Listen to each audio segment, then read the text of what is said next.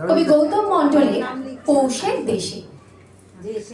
পৌষের মিষ্টি আলো সকলের মন ভুলালো, মন কি ভুললো তাতে, মাঠে ঘাটে ধানের খেতে সোনা ধান উঠল ঘরে, বাংলার ক্ষেত খামারে ছোট বোন আলপনা দেয়, আঙিনায় ঠাকুর ঘরে আমনের গন্ধ আসে, নাচে ফুল দুব্বা ঘাসে, হলুদই সর্ষে ফুলে অলিদল আসছে তুলে, হলিদের দোষ কি বলো, দেখে শুনে নাচ দেখালো, ফুলেতে পড়ল ঢোলে, নেচে নেচে দুলকি চালে।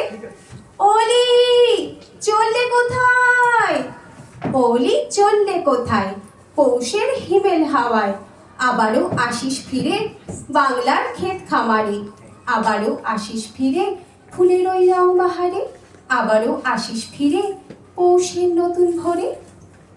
আমার পরের নিবেদন কবি স্বপন কুমার বিজলির বাঁশের বাঁশি। আমার ছিল একটা বাঁশের বাঁশি, মেলার থেকে শখ করে তা কেনা, পয়সা বটে দিয়েছিল মাসি, বাজতো যে সুর তা ছিল খুব চেনা। পাড়ায় যখন বাঁশি নিয়ে হাঁটি, পল্লী সুরে একখানা গান ধরে, দুলতো পাতা উঠতো ধুলো মাটি, সেদিনগুলো ভুলি কেমন করে। আজকে হঠাৎ খেলার ঘরে দেখি ধুলো জমা বাঁশি আবর্জনায়, আগের মতোই বাজবে এখন সে কি, ফু দেওয়া কি আবার তাতে মানায়। বউ কথা খাও পাখি এসে বলে, অসময় ফু দিও না খোকা, সূর্য এবার যাবে অস্তাচলে, দেখলে লোকে বলবে তোমায় বোকা। নমস্কার।